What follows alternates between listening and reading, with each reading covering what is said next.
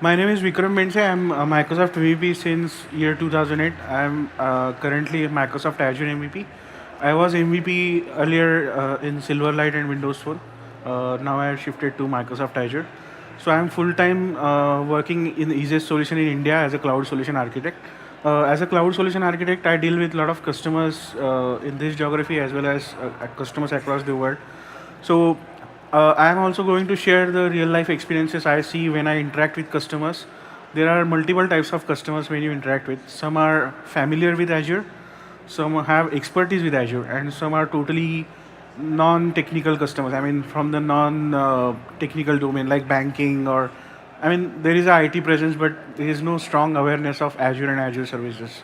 Okay, so what sort of question comes? How you should capture the requirements as well. We as an architect, we sit on the technical side, but on the field, when people go on the field and talk to customers, especially the sales people, okay, and they capture the requirements, get inputs, and come back to us for solutioning. We see a lot of gaps. So there is a lot of to and fro communication keeps on happening with you and customer. Sometimes it is useful and sometimes it becomes annoying as well because the same redundant questions keep getting on asking. So, firstly, we'll see how we can, what should be the key components of your proposal and how you can capture the data from your customer when you go for our first customer meeting. So, firstly, I'll quickly go through the key aspects, key proposal areas you should have. So, first, set of requirements, why customer is going on cloud or an Azure platform. Is he already on some cloud platform like AWS or Google or any third party cloud platform? And what are the business needs and business objectives?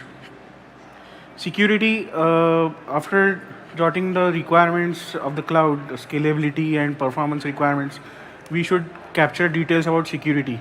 So security is not only about application security and user security, overall environment related security. What are the compliance and regulatory requirements a specific customer have? What domain he belongs to, whether it belongs to BFSI or it belongs to healthcare. So that sort of requirement and security assessment we have to do. So assessment is something we need to do during the budget.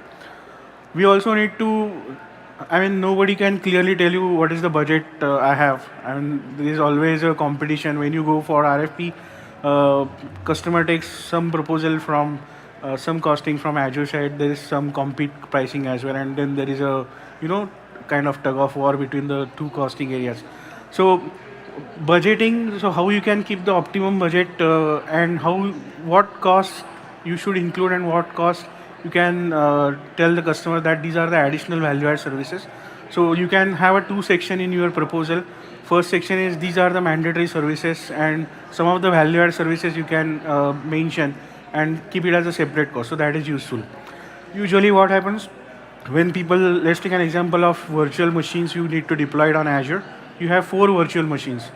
So customers just say that I need the machine to host my web application and database. So we generally just give the cost of VM, but we then bit reluctant to give into details of monitoring and other solutions as well. So if we are not aware of budget, we can give the basic cost of VM and we can tell customer that there are additional services like monitoring which are paid and are useful, and probably we can do a demonstration as well. Similarly, for application, you can talk about data, various data platform services available, application insight, and what all how you can scale and different SKUs available in PaaS. So that's on the budget part. Delivery and support is another critical area. There is always a lot of confusion between the support. The term support is very confusing because if you purchase Azure from CSP, cloud solution provider, onus is on you to be the first person to pick up the call from customer and act on it, and then you can raise a support ticket. So support contract are very complex. Even if you go to pricing calculator, there is a support option whether you want to include it or not. So importance of support is you have to give that knowledge to your customer how it is important to maintain their workload and how the support contract is mandatory. So support either you can provide at your end. If you are a managed service partner, you can provide 24/7 support to your customer, or you can rely it on Azure if you can purchase that. So any additional cost associated with support, like if you want to set up a Zendesk or a Jira maybe for ticketing, that also you need to include in the proposal. So clarity on business objective should be there on the entire proposal. Secondly, security requirements, which are the modern threats we see as cybersecurity. The Satya yesterday talked about a lot of threats happening in the modern workload. So we have to analyze that and mention that into a proposal. And we also need to talk about business continuity. What are different recovery mechanisms customer can have based on their workload, okay, and based on their domain as well. So that recovery and backup mechanism we need to mention in terms of agility and continuity. Cost model, as I mentioned, understanding the pricing model. So first, when you give the proposal, you have to understand what kind of pricing models are available, whether customer already have licenses. We also need to know whether customer is running a legacy workload like Windows Server 2008. For that, we can leverage the hybrid pricing benefit as well. Okay, so that's something you can capture during the initial conversation before you respond to proposal. Otherwise, what happened, customer is already procured some of the licenses, he's already sitting on a lot of software assured licenses, but then you land up in responding just additional license cost to your proposal, and sometimes it may get rejected because of the costing. So that is something you have to quickly understand and enable customer to help. Managed services and customer support SLAs, you have to clearly mention in the proposal what kind of delivery automation you are going to bring to your deployments, what is the go-to-market time for that customer if they are on Azure, what is the backup mechanism, what is the support call. So when customers call you that my VM is down, okay, so what are the notification mechanisms. So we have a lot of kind of automation tools available in Azure. So we have tools, but who is going to act on those tools? So that kind of SLAs you have to clearly mention in your proposal. Normally what happens, we just talk about 99.99 SLA, but we never told to customer who is actually under that SLA, whether you as a service provider between customer and Microsoft, or whether it's Microsoft directly. So that clear guidance you have to provide to your customer in terms of SLA, how the SLAs work, what are the different type of SLAs available for each service, and there is a whole lot of documentation available which I am going to walk you through during the presentation to understand what are the standard SLAs available for each of the service. So first thing, most of the time people talk about multi-cloud, so they have a lot of different notations about the different services for different cloud vendors. So it is equally important to know what mappings you are doing for a particular service. I mean, if there is something, just take a technical example. So if your customer is on AWS, you have AWS Lambda. So there are multiple options you have to understand from the technology perspective as well. So sometimes people directly map it to Azure functions, but that same Lambda can be rewritten in Azure API, maybe in some other services as well. So based on pricing, based on that judgmental call, you have to do the mapping as well. So normally customer have these four things. They have application and services either running on their Hyper-V or on-prem VMware workload machines. They have frameworks for each of the application, different kind of frameworks. Data and databases. So data and databases means structured, non-structured data. It can be files, it can be relational data as well. And layer of OS and hardware. So as I mentioned, VMware or Hyper-V layer they have on this. And what Azure can offer. So you must have seen the typical slide from Microsoft where there are three components: infrastructure as a service, platform as a service, and software as a service. So beside three, there are governance, disaster recovery, security, AI and ML monitoring, DevOps, data analytics. Usually got missed in the proposal because we just put the VM cost, but on top of that, what are the benefits that you have to clearly mention? For example, you are migrating your on-prem SQL Server to Azure SQL Server for your customer. You have to give a whole lot of information. What are the SLAs? How we can replicate? How the elastic pool works over there? How is the advanced threat protection works over there? So that information you can summarize in 2-3 lines and attach to the proposal along with costing. So that really helps and add more value to your proposal while responding. So customers also understand why the particular cost is $10 more than the other cost I have, because I am getting these benefit on top of it. So that you have to clearly mention while responding to your proposals. And another two important aspect is the partner ecosystem and Microsoft support. So as I mentioned again, support has to be clearly mentioned how you are going to support, whether the things, if things go beyond your control, then who is responsible to raise a ticket to Microsoft finally. So that chain of action or chain of command you have to clearly mention. So let's say there is an incident and there is a notification to your customer that VM goes down, and customer have purchased Azure from you as a CSP, then customer will give you a call and ask you to take a action on that. So in that, if your proposal have clear SLAs, so you are bound to those SLAs and you have to respond it. But things it is not beyond your control, maybe some challenges at data center level, then you have to mention those as well, so that you can raise a ticket further to Microsoft and take that necessary action. So those kind of SLAs and support system you have to clearly mention in your proposal. What are the key challenges we see during the proposal writing or responding? Especially many times customer ask for multi-cloud environment, and we usually land up into just giving the apple to apple costing. I mean, these VMs cost this much, this VM cost this much in this cloud. So maybe you as a enterprise organization probably doing multi-cloud deployments as well. So customer may ask you for both of the pricing model for Azure as well as Compute. So you have to take that judgmental call. What are the different services available in each, and how Azure add benefits more to the other Compute cloud in comparison to the features and support system we have. So the lack of tools and questionnaires. So on field, you have to enable your teams with some kind of a questionnaire. There are two types of questionnaire. One, it can be a manual survey kind of a thing, which you can fully automate.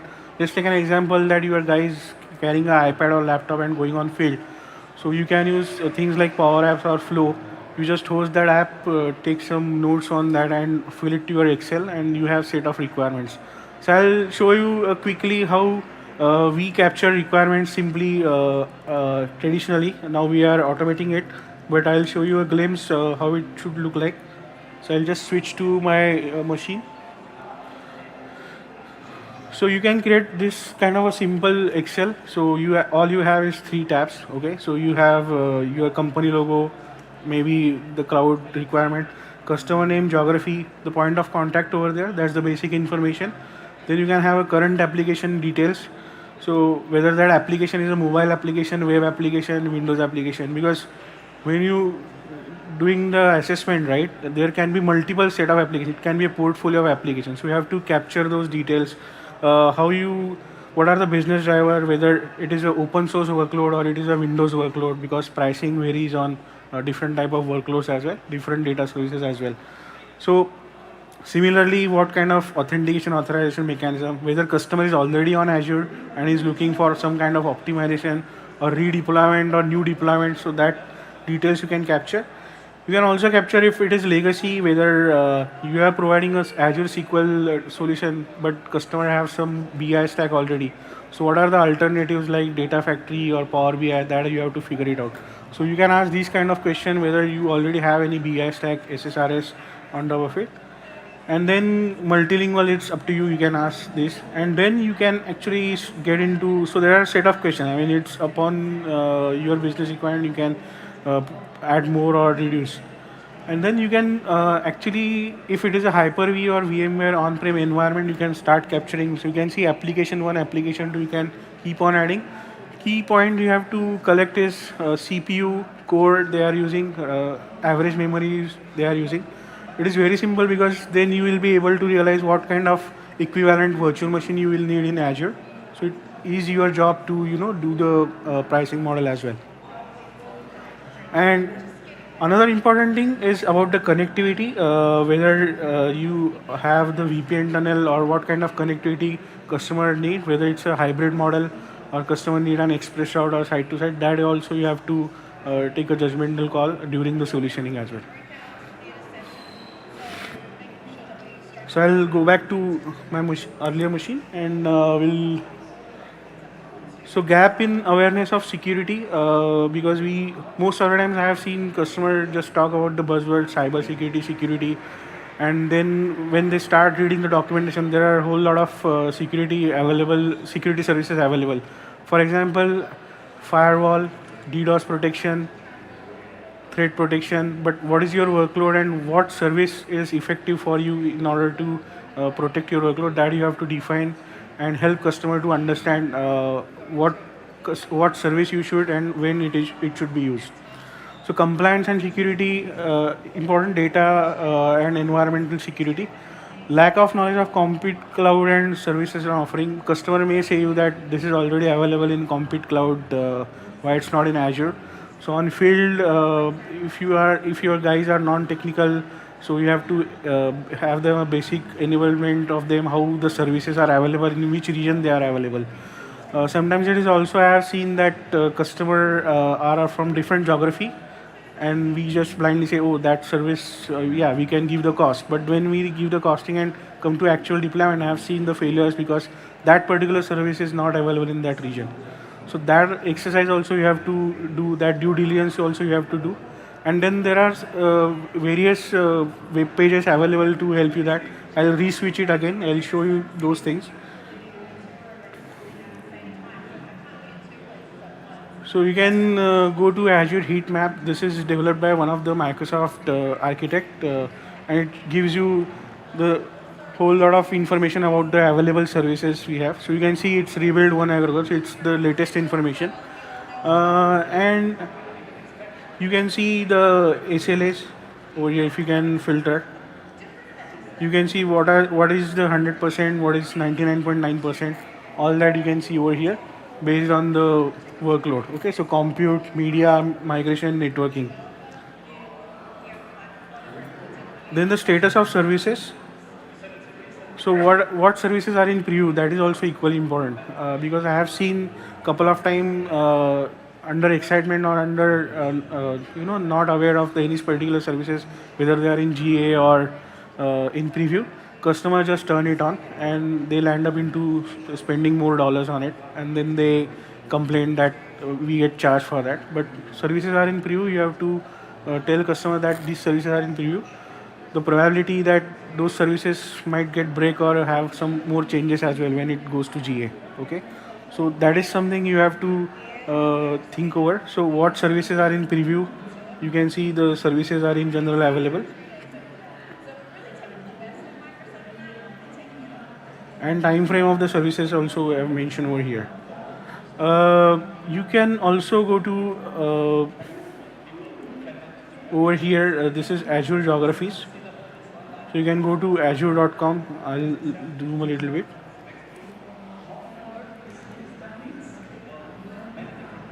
And you can see products by region. So let's say Azure ML, Azure Machine, or let's Machine Learning Studio. And then I can toggle between region. I can select region and see the availability I have over here, and it will display in what region it is available, in what region it is not available. So that is again helpful for you. Some of the services are non-regional, so they are not bound to any region.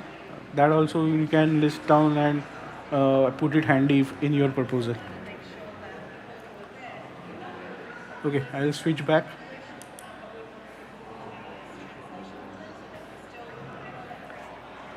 And lack of pricing model and different benefits. So Azure CSP is one program, enterprise agreement is one program. Different programs have different price models. Retail pricing is different. So that licensing model also you have to understand. If you are selling to your customer, or if you are purchasing, that also you need to know what kind of benefits you get as a consumer. So pricing model is equally important. You have to do that due diligence as well during the pricing. Sometimes it has happened that you have to close the proposal in very short span of time. Usually your technical teams may or may not available. They might not available for some maybe on different engagement, or don't have bandwidth to come up with the entire full-fledged solution. So as a pre-sales, what you can do best is you have Azure Architecture Center. There are multiple solutions available. You can refer that.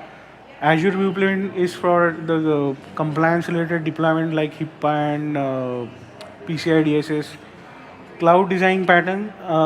You can refer the Microsoft Docs for different cloud designing pattern for resiliency, security. How should the particular workload should be high available in multiple regions? So that guidance will get in cloud design pattern. And you also have to jot down the non-functional requirements about your cloud deployments as well. So that is something should also look upon. So here are the some key references where you can see the terms and services for different SLAs, and you can see the trust center as well. I'll walk you through each of them. So I'll let me switch it back again.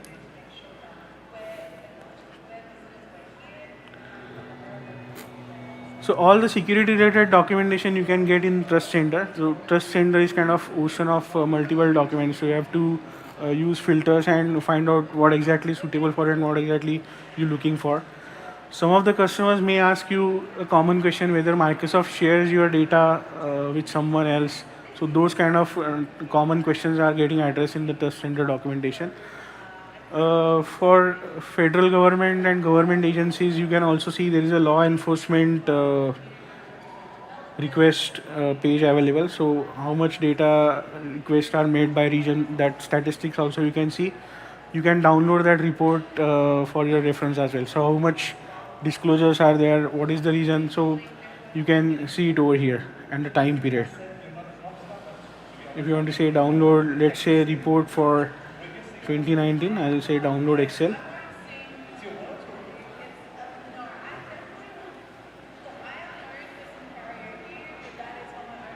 So you can see law enforcement request report handy with you, and per region, what are the civil request regions per location, that also you can see over here, emergencies, and then there are different set of filters.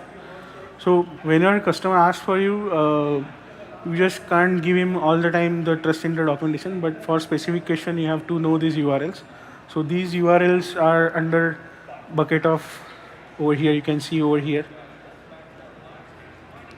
servicetrust.microsoft.com. So servicetrust.microsoft.com is hub for all the documentation you usually need to answer these kind of non-regular or non-trivial questions like compliance and security, data protection and privacy, along with trust center. So all the documentation available over here. You can go to compliance manager, do the assessment reports. Then there are audit reports and data protection reports available. It is also categorized industry and region wise as well. So if you want to pull the reports from a specific region, you can do that as well. I'll just show you another.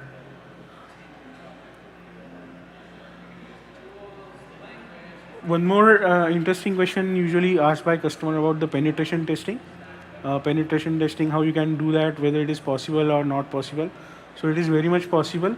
So penetration documentation testing is documentation is available over here. All you need to do is just sign up a form over here, okay, and it will give you a form like this, and you have to submit it and give the reason why you want to do the penetration testing, and then you can engage with Microsoft and get that penetration test report as well. So that is one of the common query from the customer, how whether I can do a penetration testing or not. So that is also you can do it from here by raising a request. Okay, we'll switch back again.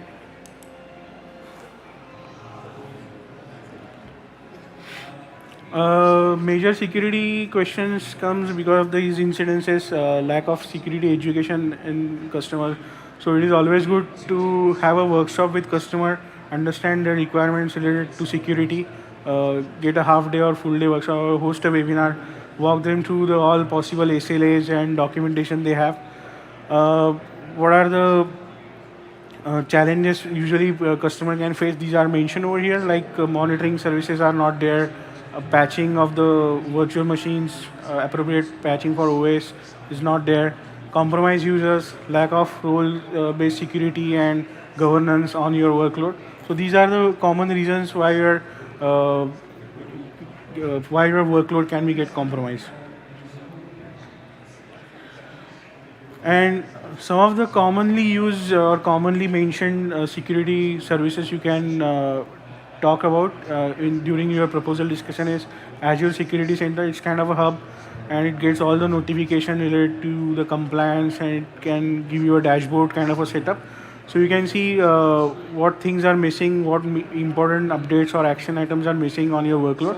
So Azure Security Center is the key service for that. Then Azure WAF firewall. So it validates with your OWASP top 10 and ensures your application is secure. Similarly, you have front door. Front door is have a flavor of WAF and plus have some traffic manager capabilities as well. And then, as I mentioned, pen testing and DDoS protection services are also available, and you can raise a request over there.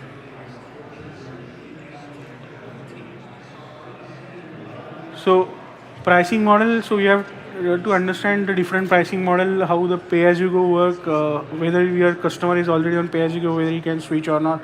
So that documentation is available. You have to do the pricing based on the existing pricing model you are titled with, and then you can use pricing calculator to do all the pricing. I'll quickly show you how the pricing calculator works. Although most of you know it, but I'll still show you quickly. So if you go over here,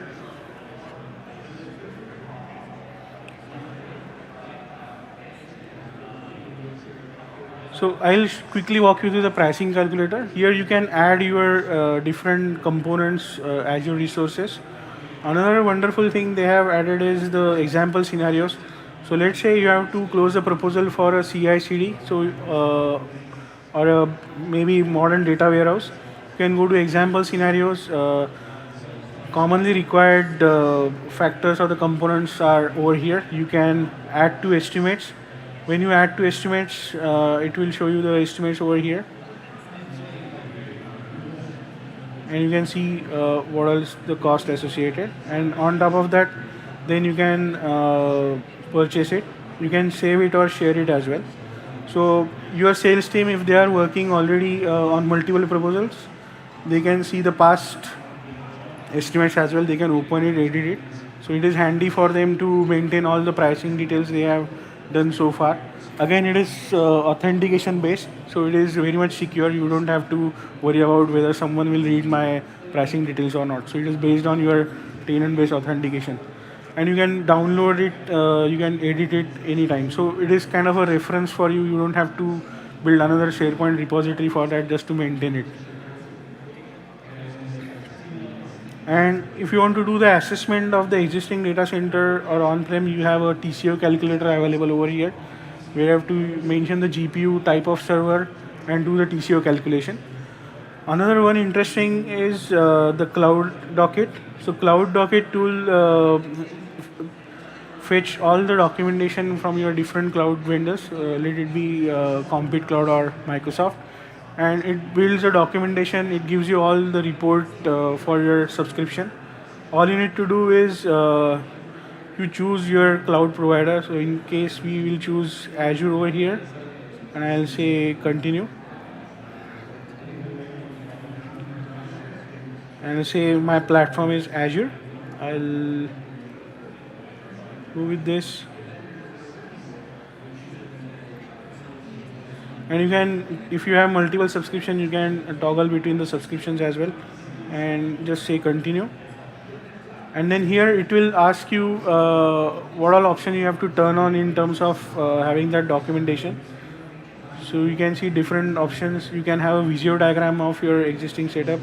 You can see the compliance related checkpoints. You can turn it on and off over here, and also do automation. So once you do the assessment, you can download the report over here. So different format of reports, you can see PDF or docs. So I'll just open this doc. So you can see all the details. So each you will get the entire summary where your workloads are hosted, what all workloads are hosted, and what are the SLAs, everything, every details you will get over there in the documentation. So that is one more handy tool. You can patch it with your proposal as well if you are already in managed services. It's not for new customer, but if you are already in managed services, monthly as a managed services add-on, you can give a summary report. So if you start building a report on from scratch, it will take a lot of time because you have to do a lot of analysis.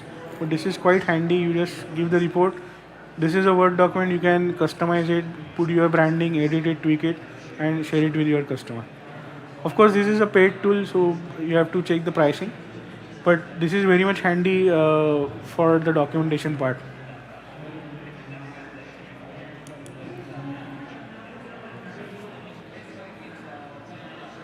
And hybrid benefits, as I mentioned, most of the customers still running Windows Server 2008 and SQL Server 2008.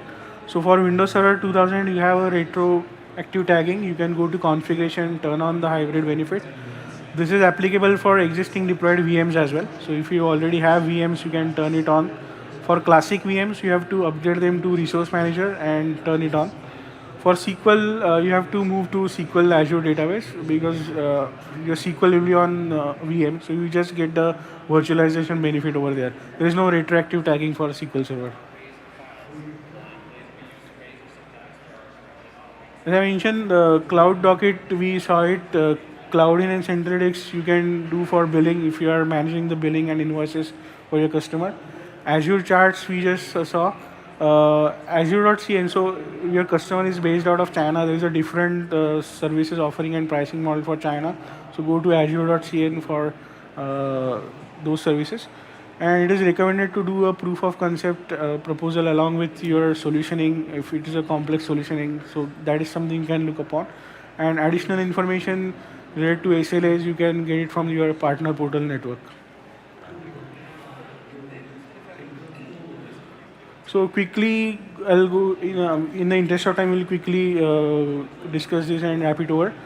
So some of the interesting stories I have seen is moving infra to PaaS, and then customer realize they have different backup policies which are not aligned with PaaS. So PaaS basically you have to turn it on, but customer wanted some tweaked time-based and specific weekly kind of a backup, which was not possible using PowerShell as well. So they have to roll back again and redo it. So that is something, as I mentioned, backup policies, not just mentioning the backup services, you have to understand the backup policies as well during the solutioning.